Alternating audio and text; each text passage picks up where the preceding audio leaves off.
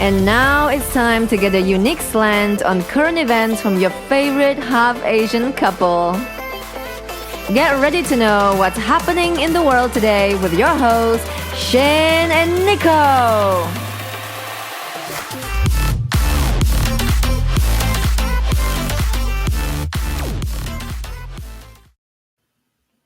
Hey, what's going on? This is another episode of What's Happening. I am Shane, solo today.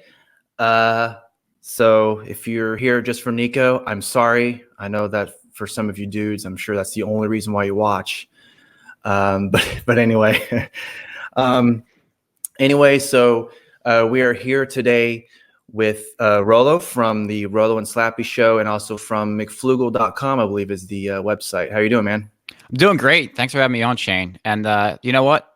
It's important to have some boy time here and there. So yeah, a sausage fest doesn't hurt anyone, I guess.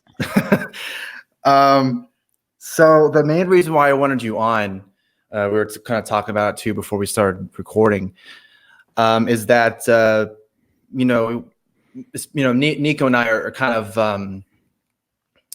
very what's the word? Novice, I think is how you pronounce it, to Bitcoin. That's the main reason why I wanted you on, because you talk about Bitcoin a lot. You're a big advocate for it.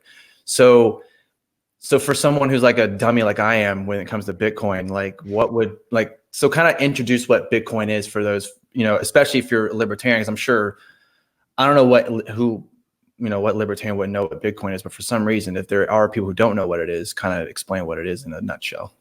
Sure. So Bitcoin is a way to create a decentralized digital scarcity, and what that is useful, it is useful for being a sound money. So before we talk about Bitcoin, it's kind of important to talk about what money is and what money we've had in the past. So I'll try to go over that real quickly. So money is kind of like this almost public ledger of who has created value. So people with the most, before we had a society with money, this kind of third thing that you can exchange for other stuff, like the medium of exchange. Right now, our money is dollars. Mm-hmm. So if you want to buy a good or service from me, maybe we could figure out a thing that I don't know. You wanted to buy this pen from me. Maybe I wanted your shirt. And so maybe we can make an exchange for that through barter, but your shirt is probably worth a lot more than this pen. So we want to have this third thing that we can exchange between each other, and that's money. So it's important that money has certain properties that it can't be easily created by someone, like cheating the system. You got to show that you did work to get money somehow, right? One way or the other, or at least added value to society. And that's why people are going to exchange goods and services for it. So we know that gold, as libertarians, we probably know a lot about the Federal Reserve and how they took us off the government took us off the gold standard, and so we have a fiat money system. So gold was good because it was had these properties where it's kind of fairly easily identifiable. You can kind of look at gold, see what it is, but also it has certain physical characteristics, like the chemical makeup of it, that you can't just create pretty easily. You got to go find it in the ground. You got to mine it. It's difficult to do that. So in order to add money, gold, to your economy, you have to do a lot of work to get to get it in. So so that allows it to kind of hold its value well.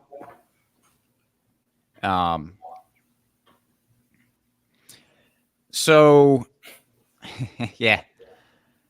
But at the same time, while you can kind of tell, what gold looks like, it's difficult, especially as it appreciates in value. We just see what gold is worth today. It's like $1,500 an ounce or something. Right. Yeah. So it's difficult. If I've got a gold bar or even an ounce of gold and I want to buy, that shirt from you, it's certainly not worth $1,500. So do I scrape a couple chips off the gold coin and we wait and we give it to you, but then you don't really know if I'm giving you true gold or not. So what had to develop from that was back in the day, they started stamping coins. And so there was like this trusted minter, really, that he put his reputation up on the line by saying these coins that I stamp, you can trust that they've got X amount of gold in them. And so that was a reliable way for people to kind of exchange money back and forth, because they didn't have to when they accepted payment in gold, they didn't have to like go and break the gold apart, do some sort of chemical analysis, or even just kind of weigh it and figure out the density of the material in there. And also by putting certain other alloys in the coin, it allowed it to not wear out as much over time and kind of hold I know, the gold. like for I'm sorry to interrupt, but for like nickel, nickels and dimes, whatever. I think it's made out of like silver or something like that. I can't exactly remember, but I know with like because you can look inside of like, I don't know, like I think it's like a dime or something. You can see there's like some copper in the middle of it, I believe. Yeah. So there's a lot of reasons why you would want to mint gold into coins. The problem with that is that it creates an opportunity for someone to kind of cheat. Like it's based on the reputation, and if they become kind of the only show in town, it would be very tempting for them to start what's called clipping, by adding less gold and more alloy, but still calling it the same amount of gold. The issue with that is once people figure that out, they wouldn't accept that money, except at a premium, because they knew that you were maybe it only had 75% of the gold in it. So to accept that money, you would require more of that coin versus another person's coin that still had the 100% of the gold they claimed in it. But this became a bigger issue once you had governments kind of taking over, and they made it legal tender. And so we know, like, you can look back, and part of the issue with the fall of the Roman Empire was that they were devaluing their money a lot. They were not putting in as much gold in there. It was easier to get, and so it was sending all sorts of like bad signals through the market, because it's just like with the Federal Reserve adding a lot of dollars. There's all these there's a lot more money flowing around, but not the resources behind it that you would expect it would. So people are acting like there's more wealth and resources around than there actually are, and it gets to the point where there's not enough stuff to go around. Half the stuff I'm working on, I can't even complete. Right. And so that's where you have a crash. Over time, it became difficult to use even gold coins, because the value of gold had appreciated so much. And so what they started doing, instead of minting coins, you could bring your gold to a bank, and they would give you a certificate back. And that certificate is what is known as, what ended up being paper money, but it was a money certificate. Dollars were originally money certificates. 1 ounce of gold was you got a $20 bill for every ounce of gold that you gave the bank. And it was supposed to be that you could go back to the bank and they would give you your gold back. Because gold is kind of difficult to store. It's difficult to walk around with. If you've got it's a lot easier to put paper into a wallet than to carry around, your gold. And also, it's like a workout every day. Yeah. The gold.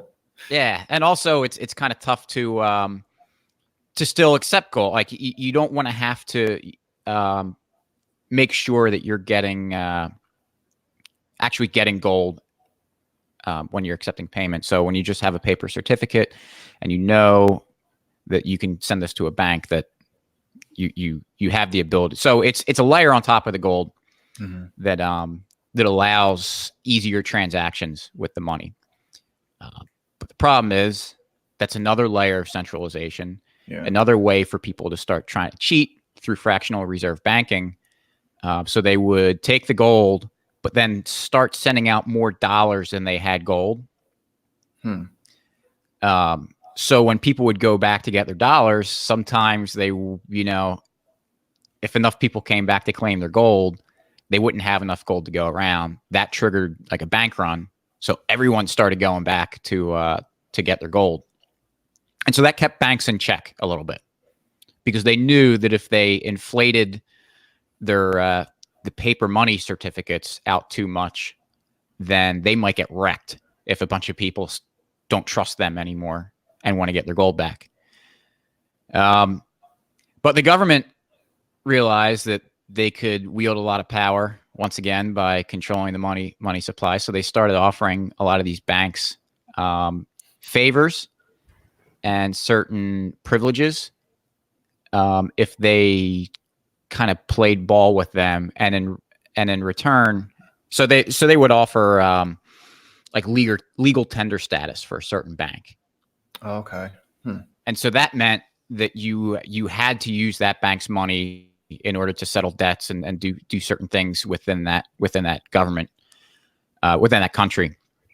So that gave these banks this privileged status, and they said, well, what we'll do for that is you're gonna give us like nice loans as a thank you for making you a legal monopoly for money.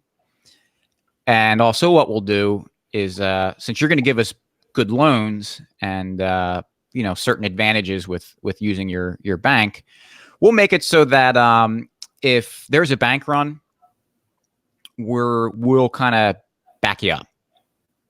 So if there's a bank run, we'll just say that, all right, well, you can print more money to deal with that. Or they'll just say, which is what eventually happened, is we'll just make it so that people can't exchange their dollars for gold anymore.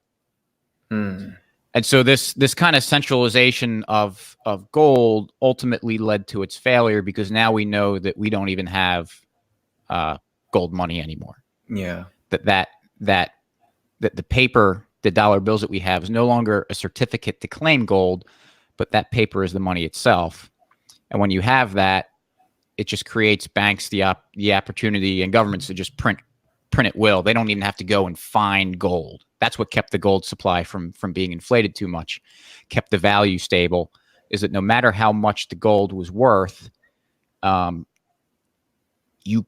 was so difficult to go mine that you couldn't just add a huge amount right away. Like if the price of wheat shot through the roof, it wouldn't be that difficult for someone to go and add a lot of supply for that. And so that wouldn't be very helpful for using wheat as a money. Right. Because it would be as you don't want the supply fluctuating or increasing, a lot, because it kind of like shocks the system. Yeah. You want people to be able to use the money with some like reliability of how much it's going to be there, so they can plan for the future. Because that is, I should have said this in the beginning, money is a tool that allows people to transport value across time and space for future uncertainty. So, you might be using the wheat example, you might be a wheat farmer and you grow a lot of wheat, but you don't know what the future brings. You don't know what you're going to be able to trade that wheat directly for through barter. So you want to have this other thing, this third thing, this medium exchange, this money, that you can sell your wheat for this money, and then you can use that money to buy whatever you need in the future, because you don't know what you'll necessarily need in the future. Your roof, a strong wind might blow your roof off, and now you need a new roof. And the guy who's building the roofs for you might not want wheat. So you want to have that third thing, that medium of exchange, to be able that's universally accepted in your society. Yeah, I was just gonna say that it's like, you exchange something for something else that, one. So kind of like I can't remember who said it. It might have been Rothbard possibly. But it's like, okay, so like you were saying, I have wheat and someone has a roof, whatever. Now, say for example, that person does need wheat and you need a roof. Well, that roof is more important to me than the wheat that I have. So, exchange, right. Yeah. But in order for that to happen without money, you need that coincidence of wants. Right. So that's why barter, it works only when that coincidence of wants occurs, but it's difficult.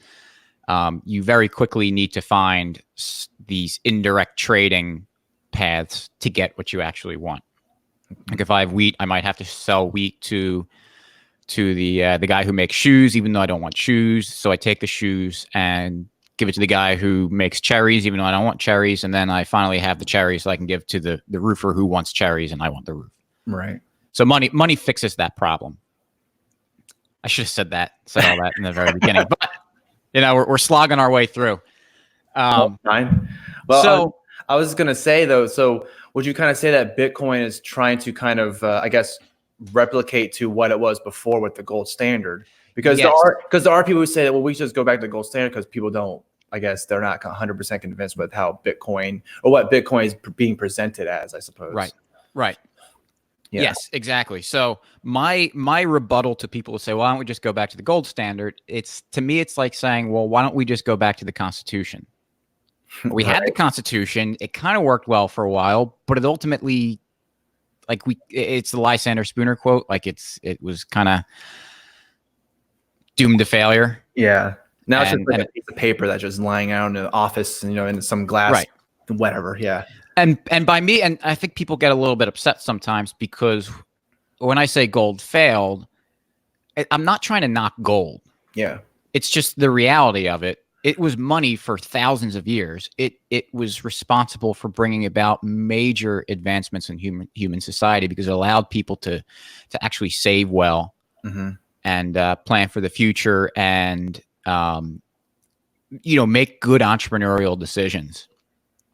But it is the case now that it's not money anymore, and if we went back to a gold standard, there's no reason, none of the problems that gold had that allowed it to be centralized and ultimately demonetized have been fixed to prevent it from happening again. So what Bitcoin does, I see you're about to ask. Yeah. Well, I was going to say, it's kind of like, going back to gold standard and say, well, if you go back to the Constitution, well, back in even more of the day, money was their livestock. That was money. Yeah, cattle served as livestock. It had the best. The livestock had the best functions of money. It was difficult you couldn't just create cattle out of thin air. Right. It took a lot of work to have a cattle, and it showed well. It was a display of wealth if you had a lot of cattle. So there's all sorts of money, like different monies throughout history that were used, and a lot of them ended up failing as something else came into their economy that was better. Like once gold started getting introduced to places like in Africa where they use these glass beads, these glass beads were very difficult to produce.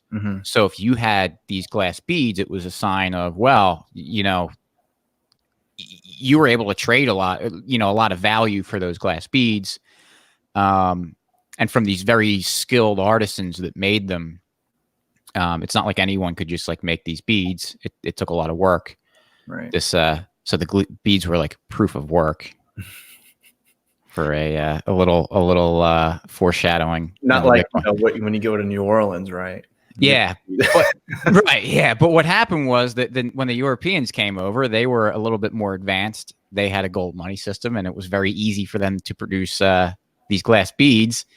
And so they said, okay, well, they went back to Europe, said, hey, let's make a bunch of these glass beads. It was very easy for them to do it, and they just flooded the market in Africa, buying all this stuff, and drove the value of these beads really low because they increased the supply so much very easily. Yeah. But then they adopted the harder money because these Europeans were also coming with gold, and after a while, the Africans weren't stupid.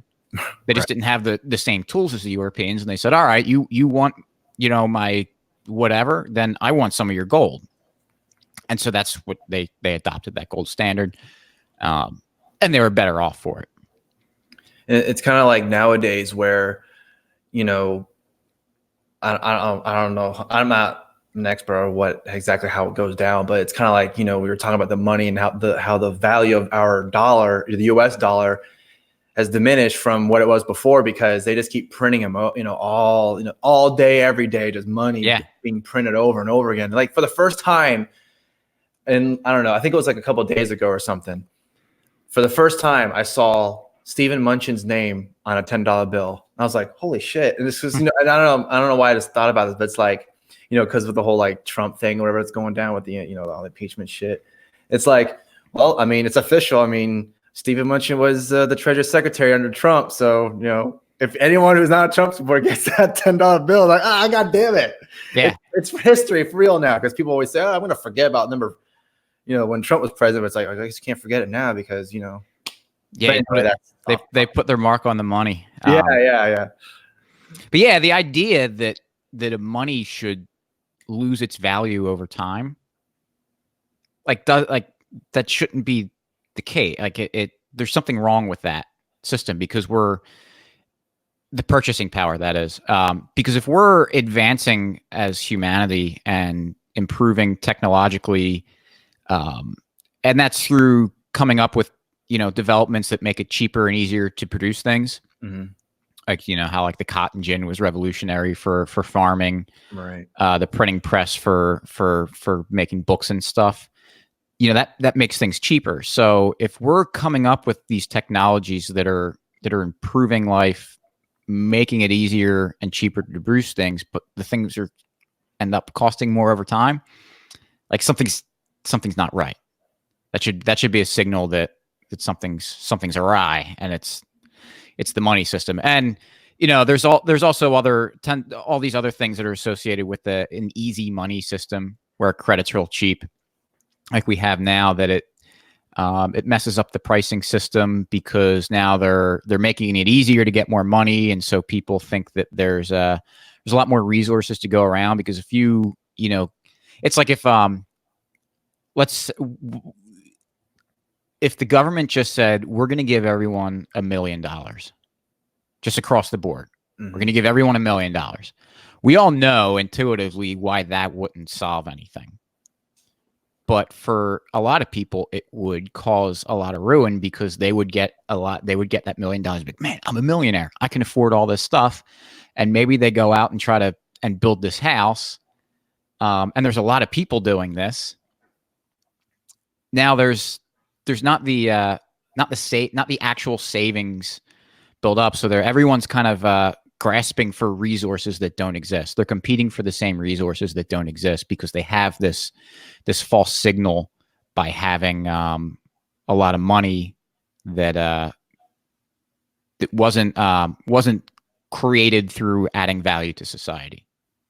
Mm-hmm. So if you take that on the smaller scale, you see why that's like it creeps into society, because the government hasn't done that, hasn't given everyone $1 million, but they've made it easier for people to get access to money with the printing press, without doing any sort of work, adding value to society to do that. So it creates this. You familiar with the idea of time preference? Not really. No. Okay. So time preference just means that, like, how well you're able to delay gratification. So someone who has a high time preference is like wants instant gratification. They don't care what tomorrow brings. Whereas someone with a low time preference, they realize, I have to worry about not only today, but the day after and the day after that. So someone with a high time preference will take out loans for frivolous things, whereas someone with a low time preference will save their money so they can, deal with life right now, but also improve their lives in the future. So this easy access to money induces high time preference across society. That because access to credit and money is so easy, you get out of the mindset you have to save. And so, like, we can look across American and most societies around the world probably, and people don't have any savings built up. It's like most people can't afford, if they had an issue where they needed $1,000 to take care of, an emergency that came up. I forget the percent exactly, but it's a very concerning high percentage of people that would not be able to afford that. Yeah. Just because of the incentives around them. As your money's worth less tomorrow than it is today, why would you save? You have an incentive to spend today. Whereas if you had a money system where it was always appreciating in value, you have an incentive to not spend today, or at least not spend as much, or to make sure that what you really want, what you're spending your money on today, like, hey, I need food to live so I can enjoy the appreciated money in the future. It makes people more geared towards saving. And so you have having that hard money system where your money appreciates over time has very positive effects on society. There's a book by Hans Hermann Hoppe, Democracy, the God That Failed, does a really good job of explaining that concept, and why we see kind of a destruction of society today, both economically and socially. With this high time preference, you get a lot of just bad behavior. In general, it induces a lot of bad behavior because not being able to think about the future and just wanting instant gratification right now, like has such bad consequences on your overall life. And I think that's why we all, you might see me and other Bitcoiners doing the meme "Bitcoin fixes this."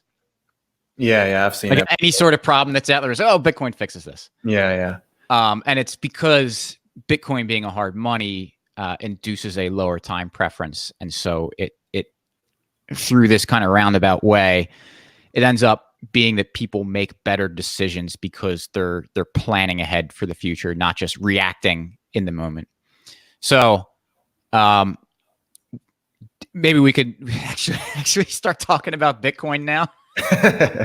Well, because I was gonna kind of mention before we, I guess, go more of a deep dive into that, but it's kind of like, when you're talking about the devaluing of the dollar or whatever, or just items in general, because you look at old pictures back in the day where you see a hamburger was like 10 cents. And now a hamburger nowadays is, can be anything from, I guess it depends on where you go, but it can be anything from like, $5 to $10. It kind of depends on what kind of hamburger you're going to get, right? You put all these different toppings, whatever.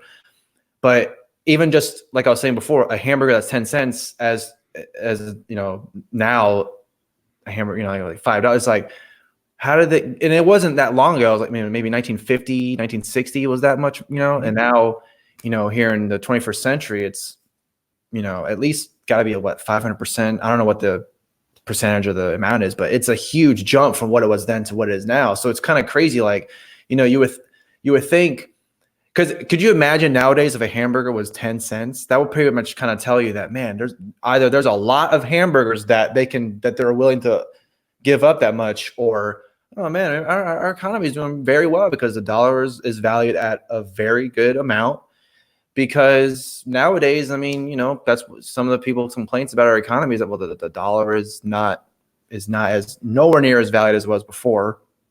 And that's why like Bitcoin, because people are trying to find new ways to kind of, I guess, I don't know what the right term would be, I guess, branch off to what it is now, because, some people see it as it's failing, or it is failing, or, it has failed already, in terms of where the economy is and money in general. So I don't know if any of that made any sense or not. No, it does. It brings up a few interesting points. One, I think if we had a hard money system, and you might notice I've said hard and sound money, they both mean the same thing. So I was gonna say like hard, as in like you can. Yeah, hard as in it's hard to add more money to the economy. So because I think I heard before once where there's like a cap in Bitcoin. Like once the cap is hit, that's it. Like it can't. Yeah. Okay. Yeah. But one thing, if you had a hard money system, I think it would eliminate all these arguments and discussion about minimum wage. Because even if you never got a raise, you always made $10 an hour. Well, if hamburgers cost 10 cents when you first started working, and 20 years later they now cost 3 cents because we've had technological advancements and improvements in capital that it made it cheaper, you are now better off even making the same wage. And it's like, and the other thing with like when you brought up the hamburgers being 10 cents, it reminded me of my grandparents when I was a kid being like, I used to be able to buy a candy bar for a nickel. Now they cost $1. And now 20 years later, you can't buy a candy bar for $1. Yeah. So it's crazy. So we can see that. And it's like, do you really think that we've as a society, as economies, that it's now more difficult to produce candy bars than it was when my grandparents were kids? I don't think so.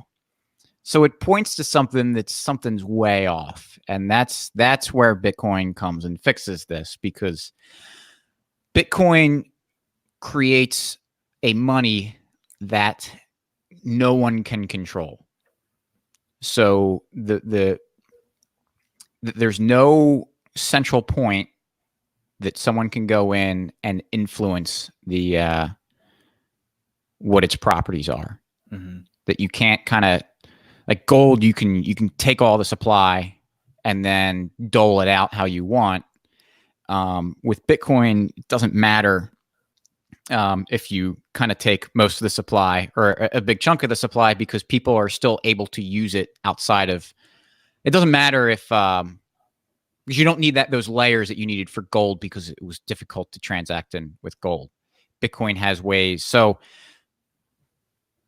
there's a lot of things in Bitcoin to try to explain it, and I might be jumping around a little bit, even more than I was jumping around in the beginning. We're not going to get to all of it. So yeah. So Bitcoin, it aims to be money, and so it does this by achieving decentralized digital scarcity.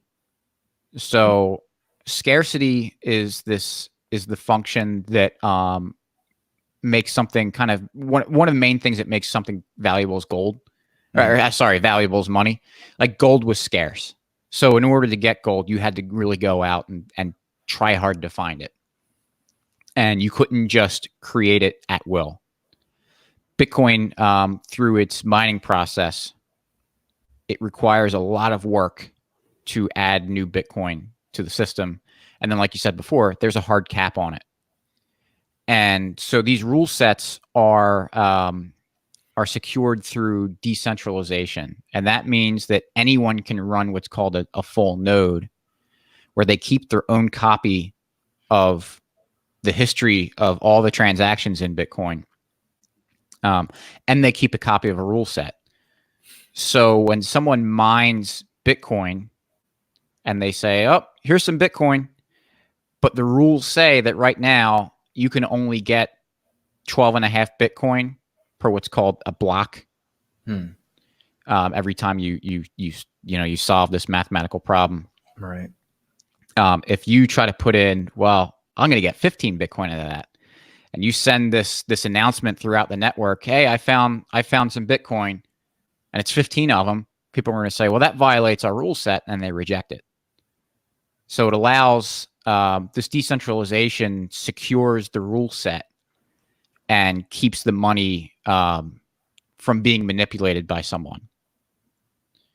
So kind of going back. So first, the thing I wanted to kind of talk about, or not kind of briefly discuss or whatever, or mention, I guess, I don't even know what the right words are. I can't talk.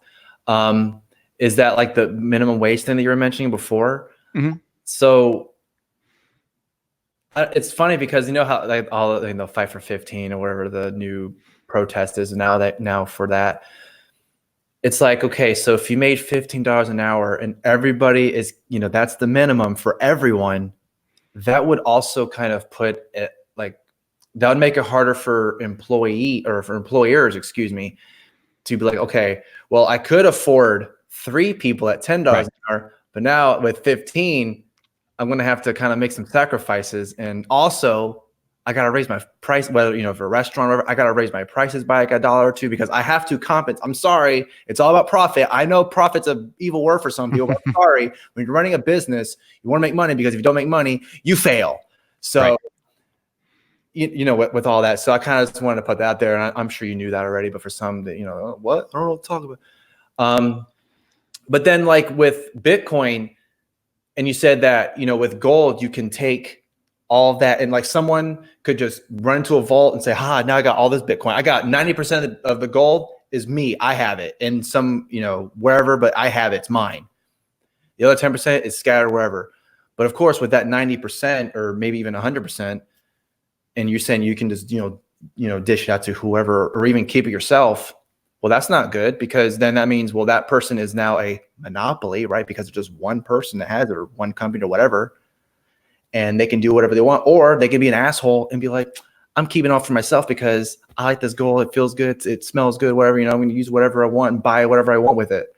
But with Bitcoin, like you were kind of saying, you can't really have that monopoly because it's all scattered all over the place anyway. They can't actually grab it. And that's another thing too, that some people who don't like Bitcoin say, well, you can't actually touch it. So how do you know it, like if it's actually yours or not? You know what I mean? So yeah, let me actually correct something I said a little bit. Because it wasn't quite right where I said that, like, oh, if someone takes most of the gold, that's the problem. Like, if someone just removed, like, if I took 90% of the world's gold and somehow just destroyed it, like, it would reset prices because now you've changed the supply, but it still has, gold still has the same properties and it's worth. The issue is, in order to use gold as a money, you need a lot of layers built on top of it, like what we were talking about before. First, they had to mint these coins. They had to like someone who's specialized has to certify that the gold is legitimate, that it's not counterfeit, and so they have these layers of doing it. First, it was minting coins, then it was producing these money certificates. With Bitcoin, the big thing that Bitcoin solves is that it makes it really, really simple to do all that for anyone. All you need to do is have a crummy computer and a moderate internet connection, and you can validate payments in Bitcoin made to you. You can run, like, running a full node means that you are the equivalent would be being a full gold validator. So that means that you can basically, if someone sends you Bitcoin, it takes your software that you're running, milliseconds basically to say, go through the entire, blockchain, the history of Bitcoin, and say, like, yep, this was legitimately mined. And so this person who has the Bitcoin that's sending it to you legitimately owns it currently and can send it to you, and you can take ownership of it. Whereas with gold, the equivalent of that would be doing, I forget what the term is to like chemically determine that it is elemental gold and what stuff, but to go through all these like very intense processes to determine that you're getting the gold that you think you are, like the actual real gold, not to, like you're saying, counterfeit. Right. And so that's why you have all these layers on top, so that you don't have to do that. You trust someone else. But when you trust someone else, they tend to be centralized because that's how it has to work. It just creates an opportunity for government to kind of control that. So for a government to control Bitcoin, they would have to control every single individual node operator to induce them to change the software that they're running, to change the properties of Bitcoin. So it makes it, we can call it like AR-15 proof. So a government could knock on the doors of the banks because they're centralized and we know where they are. They can knock down their doors with their AR-15s, point them at them and say, you're going to change your monetary policies because, if you don't, we'll shoot you in the head. Yeah. They would have to do that across everyone who operates Bitcoin in any capacity, which is just completely impractical, and they can't do it. Even if they busted down my door and said, pointed a gun at me and said, hey, Rollo, you're going to change your software to have it so that there's a cap of 42 million Bitcoin instead of 21 million Bitcoin. I would do that so I don't die, but it would just mean my node goes off the rest of the network, and it doesn't affect you. It doesn't affect any other node operators. So it creates a money system that basically you got to get everyone on board to change it, which is really, really, really difficult. It would be like someone says, all right, well, I don't think we should be speaking English in this country. Mm-hmm. And so we're going to force everyone to speak this new language that I came up with. Good luck with that. You might be able to get a few people too, but you're not going to be able to induce the entire country to change their language. I can only imagine if that actually happened. Right. Yeah, and then this is not only happening in our country but across the entire world. So in order to do this, you've like different governments would have to coordinate with each other to like get everyone who's operating this to change what they're doing. So it's a really fantastic way to solve the problems that allow gold to be that cause gold to be centralized, which in and of itself is fine. There's nothing immoral about minting gold or using money certificates, but it just creates a threat surface for someone to exploit. And governments did, to the point where we are now, and we don't have gold as money. So they have to, in order for Bitcoin to fail as money, well, if it becomes money, in order for Bitcoin, it's not money yet, because it's not the universal medium of exchange. Right. But in order for Bitcoin to fail, they have to figure out a somewhere some security flaw in Bitcoin that they can exploit, like they did with gold through its centralization. If that makes sense. Yeah, because it seems like, I guess that's one of the things that I guess the government doesn't like Bitcoin, because like you were saying, they can't get a hold of it. They can't control it as easy as, like you were saying, gold or even the money system we have now. Yeah, there's a lot of money to be made in controlling the money supply, because the people who it's called seigniorage, which is the advantage that the first person who adds new money gets. So when the governments print money, they're kind of giving them to their friends, and those people are able to spend the money, this newly created money, at prices where the rest of the economy has not adjusted to the additional supply of money yet. So they're getting this advantage of using this new money at its current purchasing power. Whereas it starts permeating the rest of the economy, the purchasing power adjusts and decreases. And so now, like, they're able to get value off the backs of our like wealth and money right now. So Bitcoin fixes this, because they require, in order to add new money, you have to perform proof of work, is what it's called, by solving this this one-way mathematical cryptographic function that requires just brute force guessing. So you have to expend a lot of electricity through having your computer run through all these mathematical problems, that once you figure it out, after you've guessed, a gajillion times, it's very easy to plug it in the other way to validate that, yep, this is the right guess, because you added all this work. We will the network will give you the new Bitcoin there. And that's what that's kind of the way the ledger gets updated, and that's called solving a block. The mining operation. That's a whole nother kind of technical thing that I forget what I was going to say about something had to do with that. Sorry, I'm starting to jump around again and introducing things without. That's the funny thing. It's like this kind of, the way the system works, it's kind of all like feedback loops on certain things. So you introduce something, and it's like, well, I need to, where do I jump in? It's like a merry-go-round going. Yeah. And you're like, well, where do I jump in? Because if I jump in here, I gotta miss a lot of the other stuff. Well, so I guess I can just ask a question then, and then maybe if that jogs your memory, maybe it will. But I'm sure you've gotten this question before. You've seen this critique a lot, and there are prominent economists who say, well, what if? And I know probably know where I'm coming from or where I'm going to go with this. But what if, like, the whole system just crashes? And now what are you going to do? You can't get any more Bitcoin. And then what? Crashes as in, like, I've heard people like, well, what if there's a solar flare? Well, I guess what I'm saying is, like, if the whole system just, like, blacks out, I suppose, like, and then right. completely just zeroes out. It would be difficult to do that, because you have people all over the world keeping copies of the ledger on hand.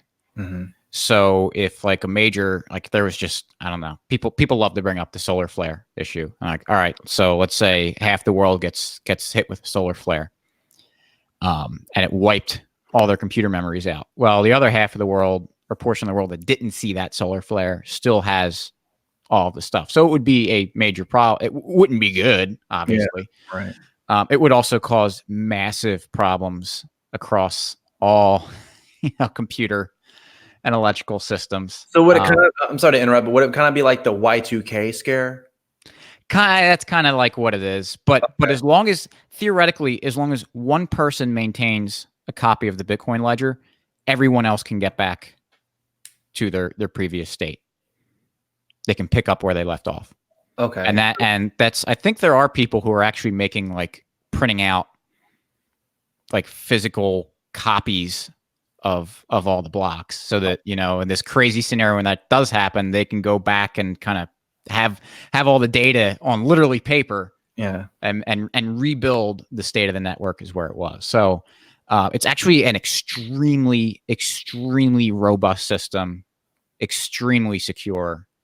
But it would be similar to, like, well, what happens if the internet went dark? Well, all right, well, probably doomed. Yeah, because everyone's lives is on the internet. Yeah. Well, because I'm glad that you talk about, like, the printing or whatever, because, like, the first thought that came to my head was the printing guns and the 3D guns thing. And that's, like, another thing where the government's like, I don't like these plans, you know, because people can make their own guns and then they can do whatever they want with them because we don't have control, because now people can make their own guns, and, you know. So I don't know. That's kind of the first thought that came to my head when you're talking about, like, people making, I guess, copies or just printing out the, like you're saying, like the ledgers or whatever, because if something like that happens, because people are kind of like the doomsday, I guess. So yeah, that's an interesting point. Yeah, because that's how a new node gets on the network, is that it starts pinging other nodes. It connects to the network and it starts pinging other nodes and starts saying, like, all right, I need the first block. All right, and someone sends them the block. I need the second one, and so when you run a full node, you start downloading the history from when Bitcoin first started. So if half the network, like, lost everything, it would just, in order to go back online, it would just do what it did when it first went and just start pinging, going out and sending pings, like, who's out there? Start sending me information. So is it kind of like checkpoints in video games?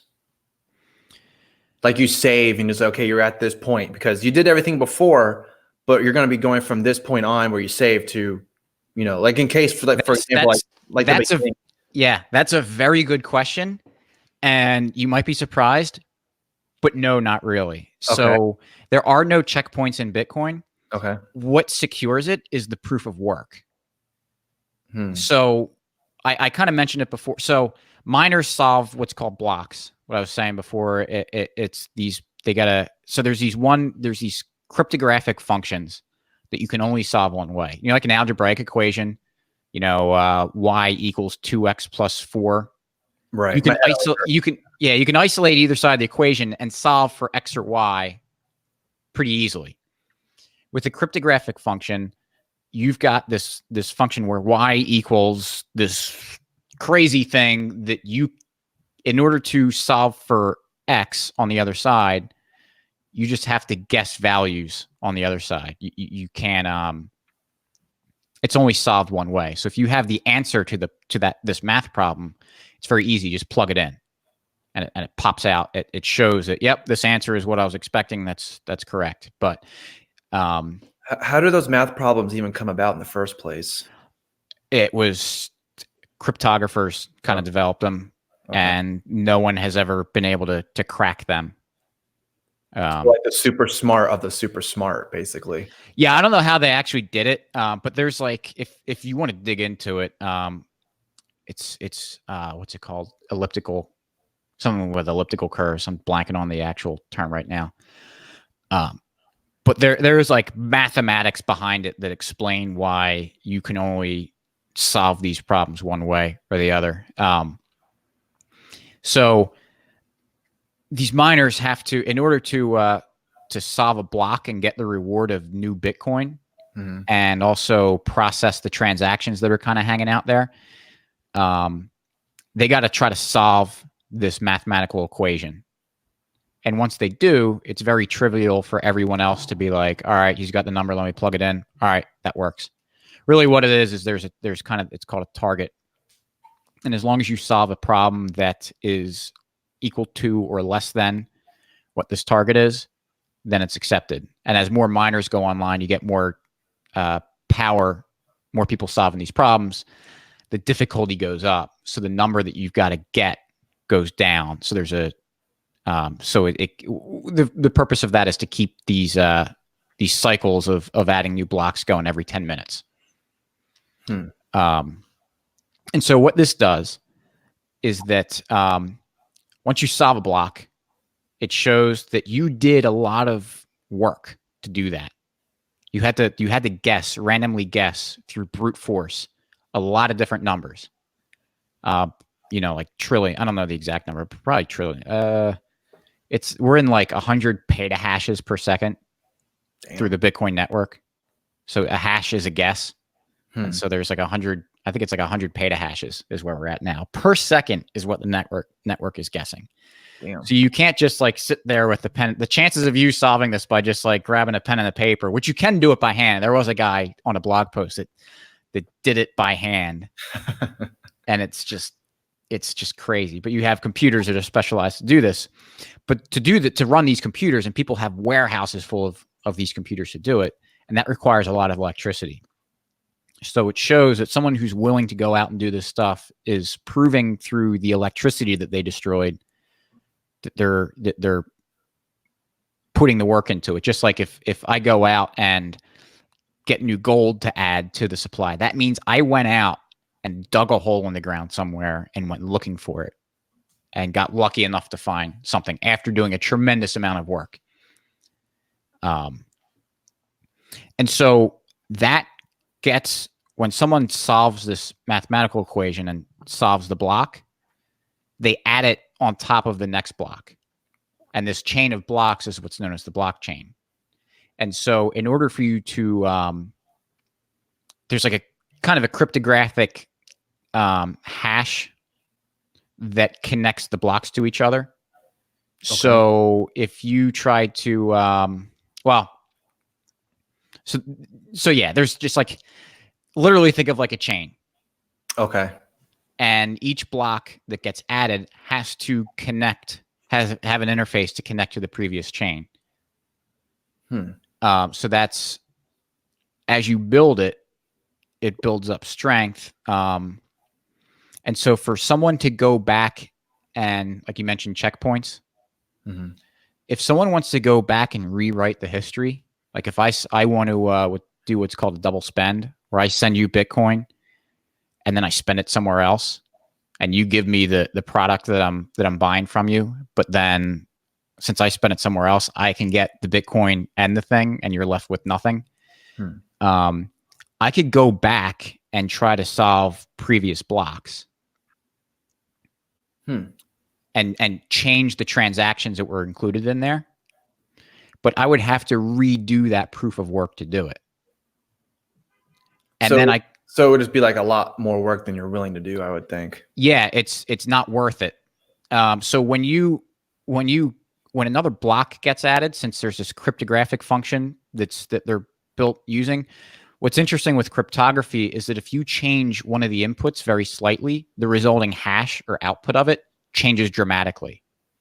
So if I try to add a false block somewhere in the history, the chain that's going to ask to interface with the already existing blocks after it won't match up.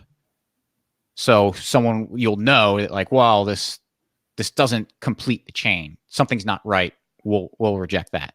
It's a false block. But in order for you, if you wanted to pull this off and rewrite the history, you would have to rebuild another chain next to the real chain. I should have said before that the nodes accept the chain with the most proof of work. Oh, okay. So the most accumulated, the chain with the most accumulated electricity destroyed behind it, is the one that is the valid one. So it would kind of be like if, like I don't know if this makes a good comparison, but it would be kind of like if, like, you had, I don't know, 3 batteries and you checked which one was the most, I guess, charged or had the most power. That's the one that would be one we go through to connect to the next blockchain, right? Am I kind of getting where you're getting at? Kind of. I can see why you're, yeah. Not quite, but I think like you're getting the idea.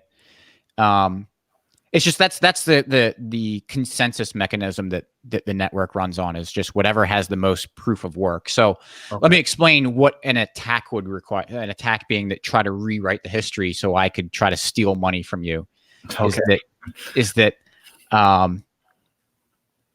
as the let's say block 5, I sent you some money. Okay. To trade for, this pen. And I say, well, I want to double spend. And not only do I want your pen, but I want the money that I sent to you. So you wait for that block to get confirmed on the net, mined and confirmed. It says, all right, there's that transaction there. We can exchange it. Now I control that Bitcoin that you sent to me. But I can say, well, I'm going to rewrite that block and send it out to the network and hope the other nodes believe my false block that has the money sent back to me. And that's what everyone's going to, if I can get the most proof of work with a chain with that block, then that's what the nodes accept. And that is what is the true state of the chain.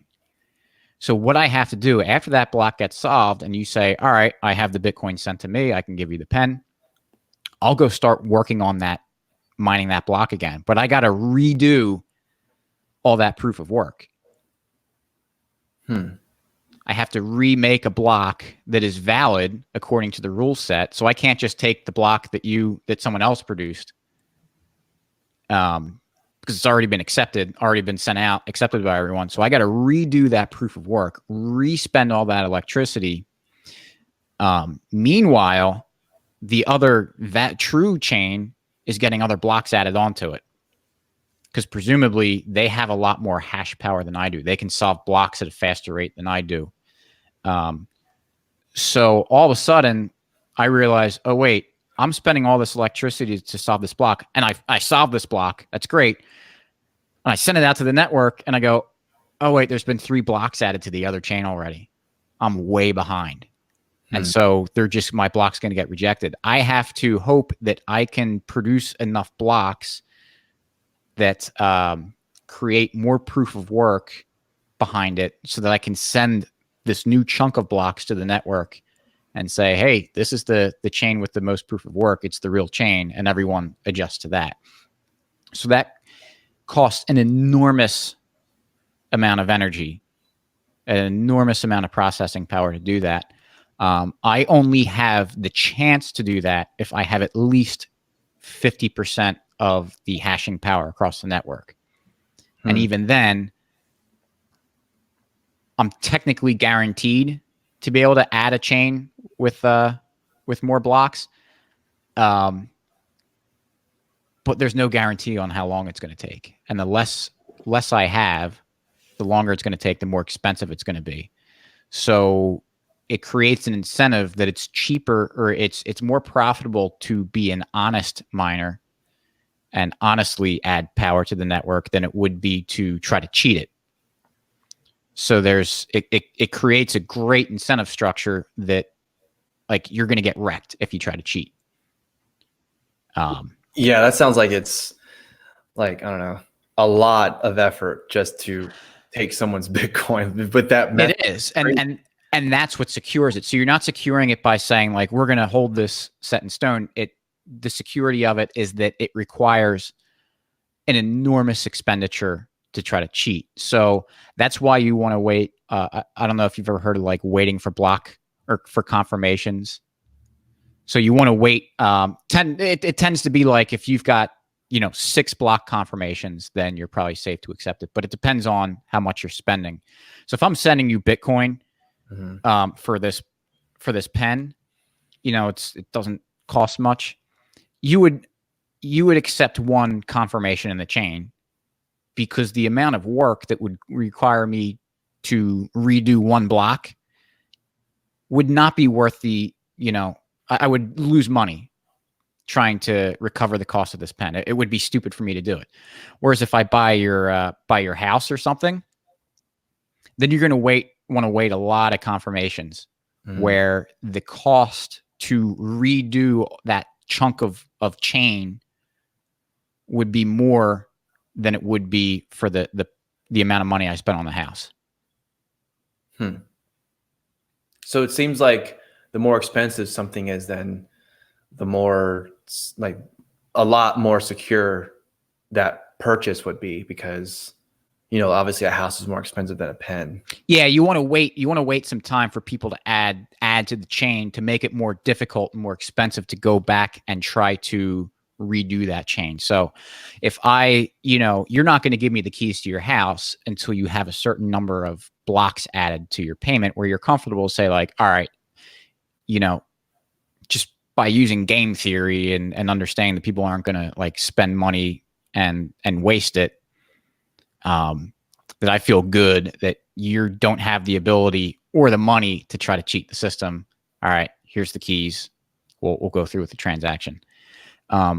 Now, what's confusing for a lot of people is that in the beginning, because block space was, it was cheap to add transactions, and people were accepting transactions without waiting for things to get added to the block. Yeah. For a variety of reasons. It's not very useful for like day-to-day payments. Like, you got to wait every 10 minutes for your payment to be added to the ledger. It's not real good for like, if you want to go buy a cup of coffee, or if you want to buy this pen from me, we're going to like sit there and it's like, all right, waiting 10 minutes later. Oh, there it is. All right, here's your pen. I got my money. Let's go on our way. So people confuse Bitcoin as, they think it's like a payment system. They think it's competing with PayPal or Visa, but really what it is, it's like it's competing with the final settlement of banks. You have a lot of security built behind this stuff. So Bitcoin, they're working on like secondary layers where you can do more instant and very low cost transactions while still leveraging that major security of Bitcoin. But you're able to do things with more like day-to-day transactions. So like the Lightning Network, you might have heard that term floating around. That's a second layer built on top of Bitcoin, where they use like these smart contracts to be able to send actual Bitcoin payments back and forth instantly, but very securely. So like this, we're so early on in Bitcoin. Like most people are not going to be using this on-chain layer that we're talking about right now.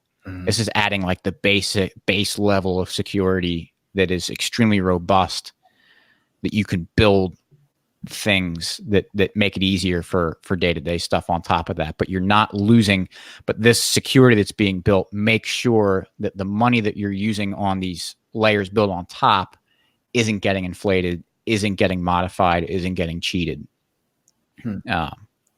So that's where, like, you hear people go, well, it's expensive and it takes a lot of time. Well, yeah, but if you compare final settlement on Bitcoin compared to final settlement of gold through central banks, like waiting, an hour for it to be confirmed on the blockchain, and that transaction costing you $2 compared to making a gold exchange would cost, just magnitudes more expensive and magnitudes of time longer. So it improves that layer tremendously. And then, it's engineering problems to figure out how to make it smooth for like day-to-day stuff on top of that.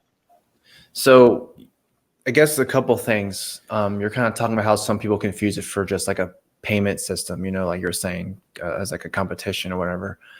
I think some people would probably confuse that because I guess there was that story where, someone used Bitcoin to buy pizzas, and I think it's probably one of the reasons why they're probably confusing it with that.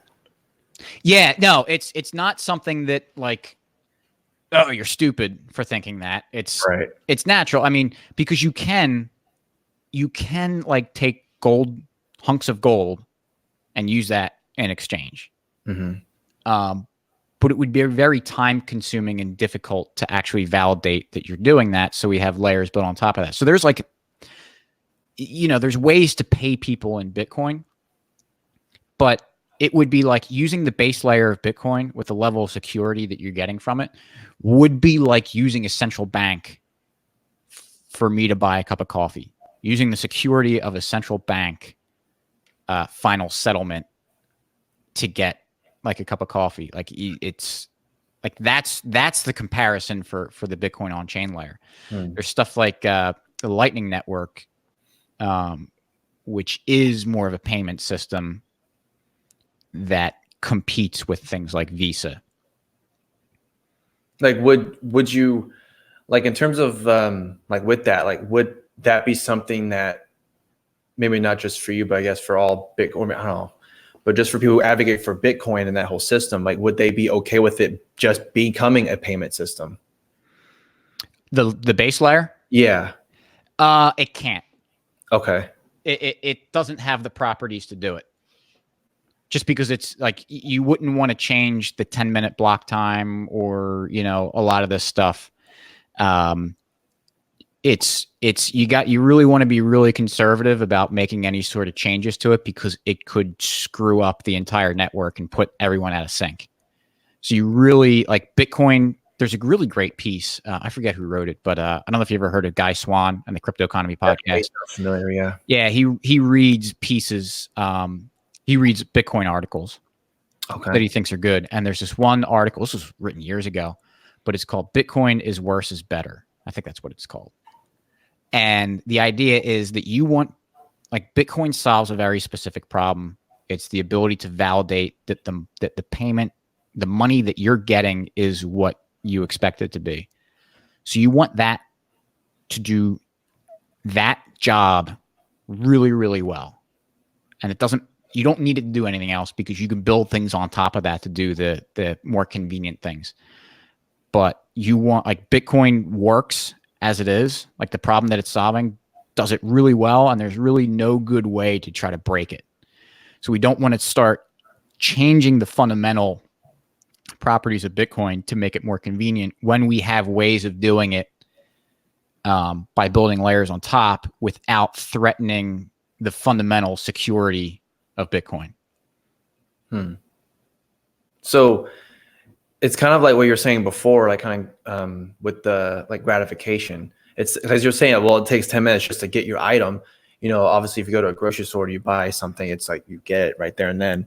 So it's kind of like the instant gratification versus the delayed gratification. Would Bitcoin basically kind of be that you make people become, I guess, synonymous with the delayed gratification? Yeah, in the sense that it's not built out yet. Like the layers haven't been built out yet.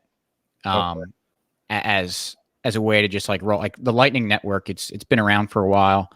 It's still kind of, it works, but it's really not ready for like mass adoption for things just because a lot of the engineering problems haven't been solved. They're still working on the engineering problems and they want to make sure that they don't do anything that screws stuff up. You need, in order for like sending, I mean, we're talking about sending money around.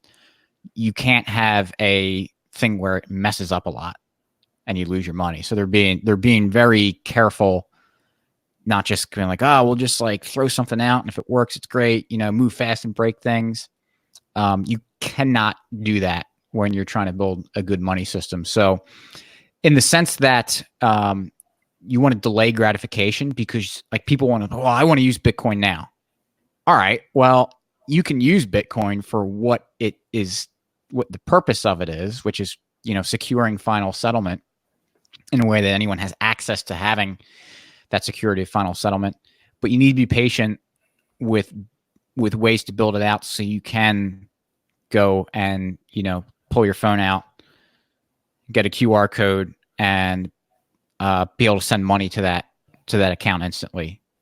Like that's where you got to delay the gratification. Like let's not introduce these fundamental security flaws in Bitcoin to make it more convenient right now in a way that might wreck it tomorrow.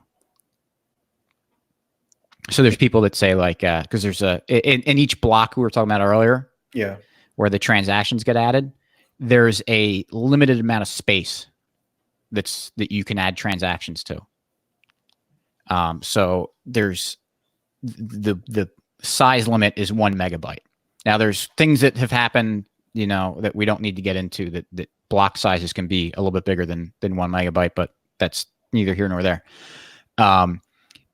There were some people that said, well, we need to, you know, transactions are getting too expensive because the block space is limited. So we should raise the block size in order to be able to stuff more transactions in there, keep the cost low so people can still use it conveniently.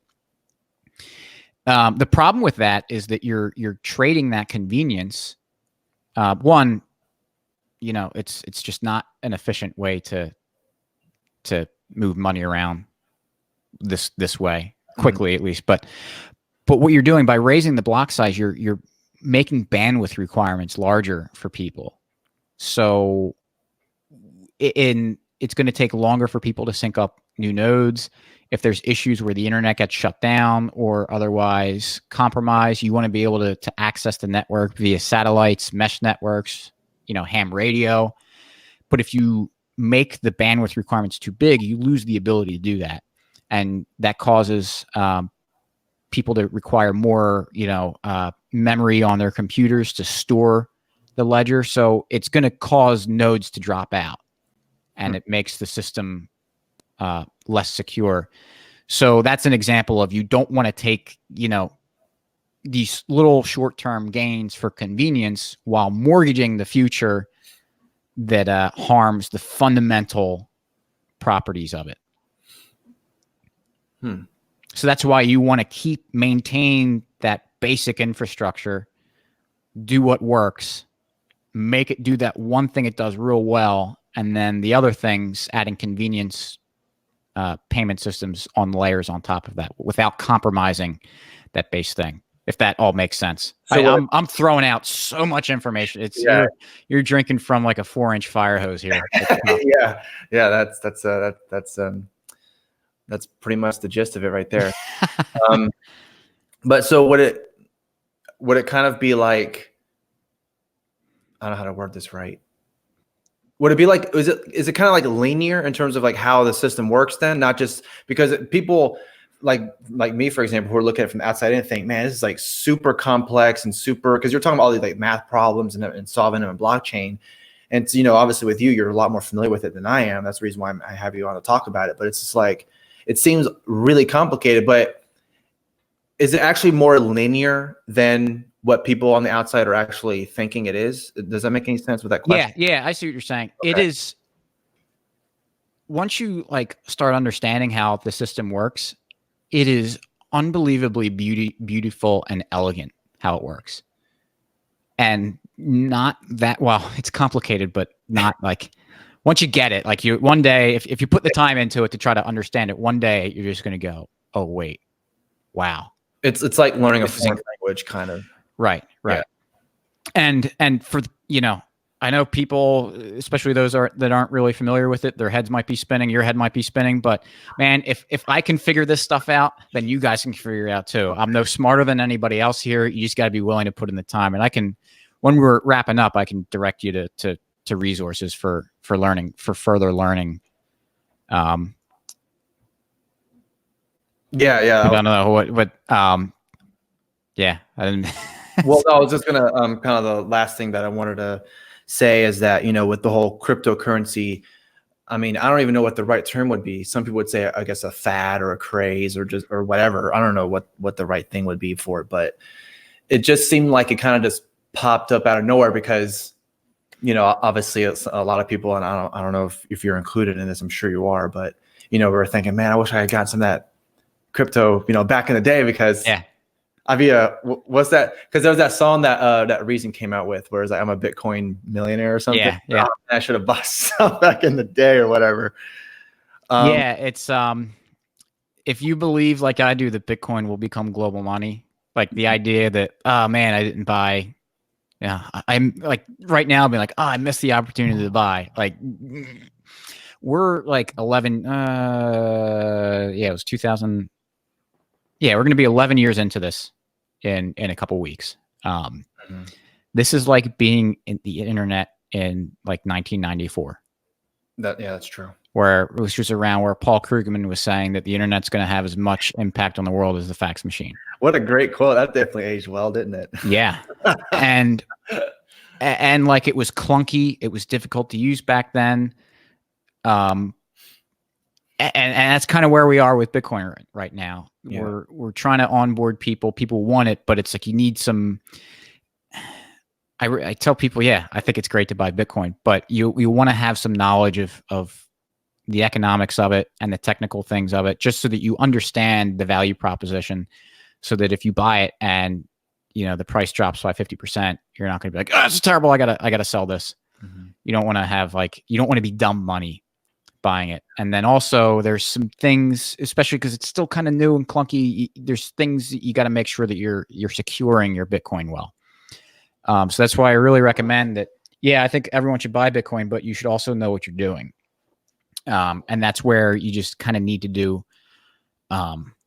a lot of your own homework on it, and still just kind of rumble, stumble, and fumble your way through it.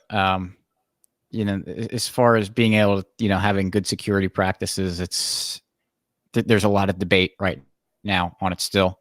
But I think don't get discouraged by that, because people are talking about levels of hyper security in Bitcoin, where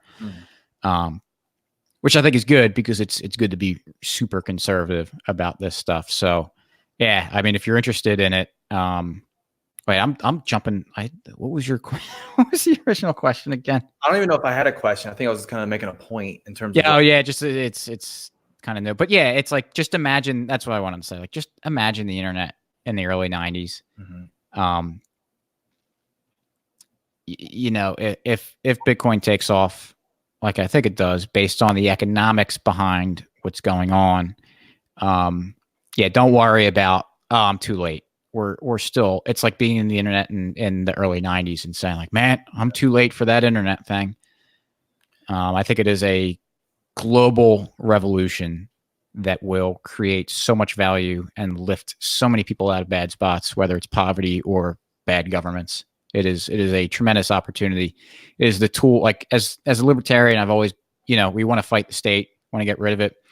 And I've said for a while, like, yeah, we just need to develop technology that makes the state obsolete. And so, libertarians, we love to say, let's audit the Fed, let's end the Fed. Well, Bitcoin gives us the opportunity to simply make the Fed obsolete. So, I mean, that could be another hashtag, make the Fed obsolete or something. Yeah, I've been trying to do that. I guess it doesn't sound as cool as end the Fed, you can put on a feature and stuff like that. But yeah, that's a good point too. Because, because to me, it kind of looks like another competitor to it, because obviously more competition and more choice, people are going to be like, oh, well, I mean, I'm sure there's people out there who are going to, be like, Bitcoin just isn't for me. I still want to do the whole, I still want to have a Federal Reserve note. Sure. And that's fine. But then there's other people who, they are going to go that Bitcoin route, or just the cryptocurrency in general, and they're going to go that route. And then, maybe even gold too, because I don't know. I kind of look at it from that standpoint. It's like, oh, this is great, because now, like you're saying, make the Fed obsolete, because obviously that's not going to happen overnight, Right. So. And that's the other thing. I wouldn't get too concerned. Don't feel like you need to it's going to take me a year or however long you think it's going to take for you to learn this stuff. This is going to take a while, and it's going to be I think it's going to be a pretty smooth transition. So even if you don't buy a bunch of Bitcoin right now, the fact that you're able to start using it in the future, just the ability for you to have a money that appreciates in value and losing value, even if you just slowly transition your current value from dollars to Bitcoin without having this oh, I got it way ahead of everybody else. People's lives are going to be greatly improved just because they're going to have a money that appreciates in value. So you don't have to be I don't think there's going to be people left in the dust. I think it's going to, even people without money right now, just because they don't have, they're very impoverished, don't have many dollars. Once they're able to, instead of getting paid in dollars and start getting paid in Bitcoin, just the ability to have a money that they can hold on to and save and accumulate in value will be a unbelievable boon to those people. So don't get worried even if you don't have any money right now, like you say, oh, I know all about Bitcoin and I buy into everything. I can't afford to buy Bitcoin right now. That's fine. I wouldn't worry about it. Your life will be improved as Bitcoin monetizes, even if you're not able to jump on it early. All right. Well, I really appreciate you coming on, Rollo. You can go ahead and kind of, promote everything, because you were saying before earlier that you were going to kind of tell people where to go if they want to learn more about Bitcoin, just cryptocurrency in general. So go ahead. Yeah. So the best thing I worked on with a couple friends of mine in the Bitcoin space, JW Weatherman and Heavily Armed Clown, he's called. But we have a site called 10hoursofbitcoin.com. So it's a site that it's broken up into like 10 different kind of lessons. And we say, if you want to go from, square one to having a pretty good understanding of the technical and economic case for Bitcoin, then if you invest 10 hours of your time, we think you'll come out of it pretty good. So 10 as in the number 10, 10, hours of Bitcoin.com.